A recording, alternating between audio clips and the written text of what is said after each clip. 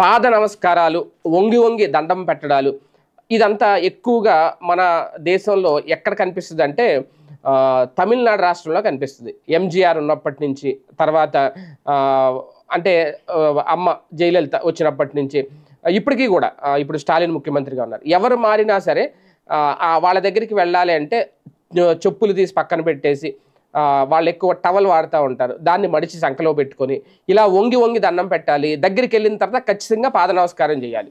అది అక్కడ సంస్కృతి, అక్కడ సాంప్రదాయం, రాజకీయ సాంప్రదాయం ఒక రకంగా. అలా చేయాలని ఏ రాజ్యాంగంలోనూ లేదు, ఎక్కడ రూల్ లేదు.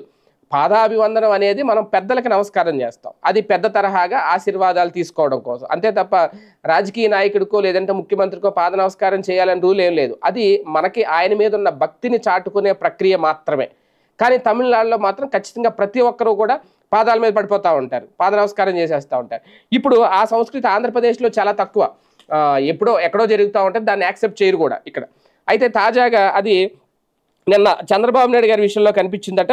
చంద్రబాబు నాయుడు గారు నిన్న హెలీప్యాడ్ దగ్గర పోలవరంకి సంబంధించి వెళ్ళినప్పుడు అక్కడ తాజాగా ఎమ్మెల్సీ ఎవరు జయమంగళ వెంకటరమణ, ఆయన మొన్నటి వరకు వైసీపీలో ఉన్నారు, మళ్ళీ ఇప్పుడు టీడీపీలో వచ్చారు.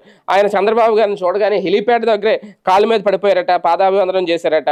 అంతేకాదు ఏలూరు జిల్లా చింతలపూడి ఎమ్మెల్యే రోషన్ కుమార్ కూడా ఆయన పాదాల మీద పడిపోయి నమస్కారం చేయడం కాస్త అక్కడ అందరినీ కూడా ఆశ్చర్యచకితులను చేసిందని చెప్పాలి. ఎందుకంటే తమిళనాడు సాంప్రదాయం ఇక్కడ కూడా మొదలైంది. ఇప్పుడు ఒకళ్ళిద్దరు పాద నమస్కారాలు చేశారంటే మిగిలిన వాళ్ళు కూడా బాబు గారి దగ్గరికి వెళ్ళినప్పుడు చేయాలి, లేదంటే వాళ్ళకేనా భక్తి మాకు లేదా అన్నట్టు ఉంటుంది. అది తమిళనాడులో అలాగే కంటిన్యూ అయిపోయింది. ఇప్పుడు మళ్ళీ ఆంధ్రప్రదేశ్లో కూడా ఆ తరహా సాంప్రదాయం మొదలవుతుందా అనేది ఇప్పుడు చర్చ.